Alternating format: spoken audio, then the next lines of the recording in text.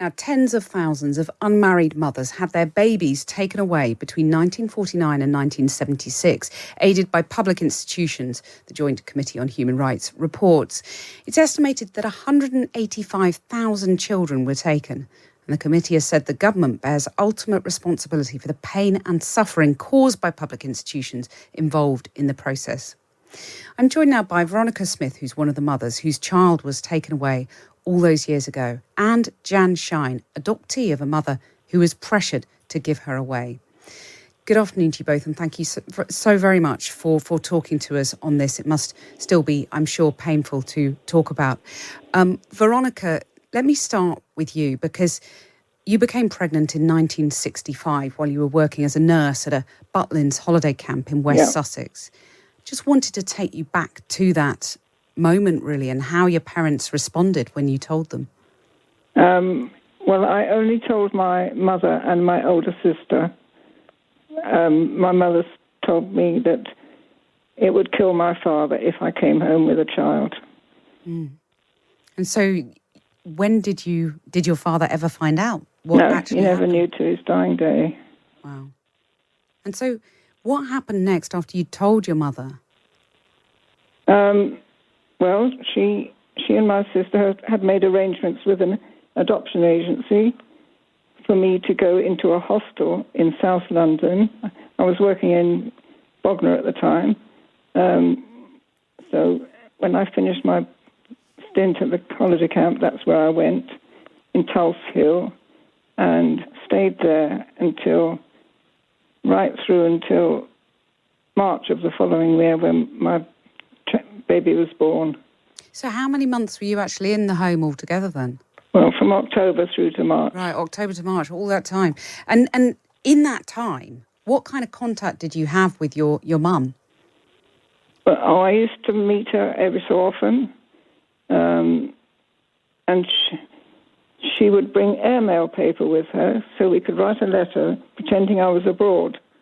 So she could tell my brothers and sisters and my dad that that's where I was, having a lovely time. Of course, so it was a massive lie that you were kind of forced to play along with, really. Yeah.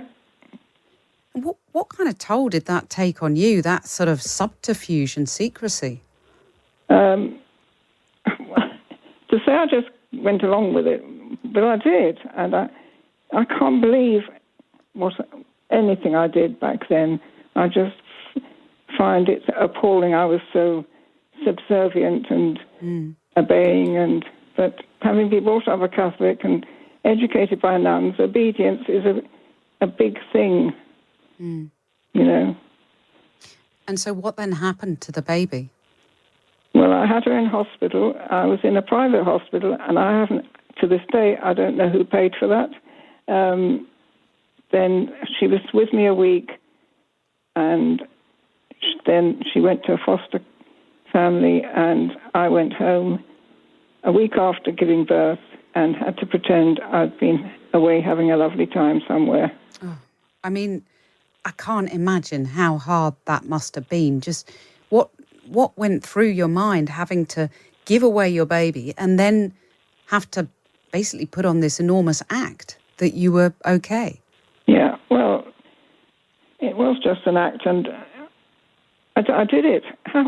I still can't believe I did do it, but I did. And, I walked through the door and my brother said, "Oh, you put on a lot of weight while you've been away." Well, of course I had. You're still quite big when you've given birth. Yeah. Yeah. And so there is a happy ending to this story, is there, that you were reunited with your baby? I didn't talk about it at all to anybody until I had a breakdown in the 1990s, and it all came tumbling out, and I desperately needed some help, which I got. And then I thought, well, I'd been then connected with other mothers, and they said, you can trace your daughter. And so I did. Wow. And she didn't want contact straight away. I used an intermediary. They lived in Canada, and Parent Finders was the organisation. Really lovely people. and they made contact, but her dad wasn't happy about it, and she wasn't really ready till she had her own child 20 years ago. And then she made contact, and we met up, and we've been seeing each other ever since. That is incredible. I mean, obviously nothing can make up for all those years that you lost. No. But what kind of relationship do you have with her now? Oh, it's good. It's good. She supports everything I've done today with all the interviews about and other people. Yes. I mean, she's damaged as well. God. Yeah. Well, Veronica, thank you so much for sharing that incredible and very sad story with us. I do it because I can. So many women cannot even verbalise what happened. I have a friend who's desperately ill because of giving up her child. She's desperately mentally ill in her 80s. Yeah. I can't imagine what that must feel like to be forced to do that. I want to turn now to Jan Shine, who was also given away as a baby. Jan, don't use the word giving away, please. They were forced. Yes, you're quite right to pick me up on that. Jan Shine, let me bring you in because you were one of the children who was forced into adoption during this time. Tell me what happened to you.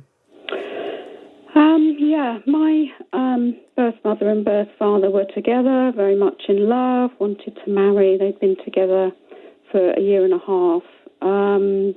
But when my birth mother became pregnant at 18, both families really sort of conspired to separate them.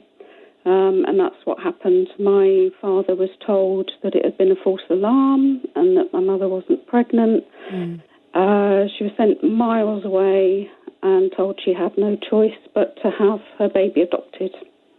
And so you were adopted, and that was not a happy experience for you at all, was it? It was not, no. It was a very unhappy experience. And, I'm by no means unique. I'm not the only person who this happened to, but basically, my adopters were cruel people and they were unfit to be parents. But from the outside, it looked like the perfect family. I wasn't told I was adopted by my parents. They left it. They assumed, I think, that my older brother would tell me, and that's what he did when I was 10. Had a really strong message, sort of unspoken, that it was not okay to discuss, and I never did. So the only way I got through all this, I mean, they were abusive. They were really abusive. The only way I got through it was just to, a bit like Veronica said, really, all you can do is the survival technique kicks in and you comply and you live a life of incongruence. That's what I did for all my life, really. And did you get back in touch with your birth mother? Yes, at 24, I decided to try and find her. And in fact, that was the first time I'd ever done anything against my parents' wishes. Before the internet, of course, searches had to be in person. So I went up to the records office. Anyway, it took me 4 years to find her because she was living in America. Did an approach through NORCAP, and she was delighted to have been approached. So far, so good. We were then I had to save up to be able to go and see her. We were reunited when I was 30. Now, at first, it was absolutely joyous. But it soon became clear that my birth mother was just carrying so much guilt. And it's meant that she really can't connect. I know she loves me, but I've never felt that there's really been engagement. And I have not, I could never tell her the full story because it would destroy her. I'm so sorry to hear that. So you're still really very much, your life is really very much affected, is it wrong to say dominated by the circumstances of your birth? It has been at times. One therapist told me that, in modern social work terms, as a child, I would have been deemed failing to thrive. That's really hard to hear, and I think that says it all. But yeah, look at me now. I've survived and I've done really well, but I've needed an awful lot of support therapy, which I've had to pay for myself. And that's how I've got to where I am. But it's still there. If I had to summarise it, I'd say that it's had a profound impact on my sense of self, psychological development and mental well-being. And I'm angry. I'm really angry. I'm not surprised. Well, Jan Shine, thank you so much for coming and talking to us this afternoon. And Veronica Smith earlier. I mean, both of you, really incredible courage to speak about what must be, and as you've explained, very, very painful decisions in the past that were really forced upon you by the institutions of the day. Thank you both.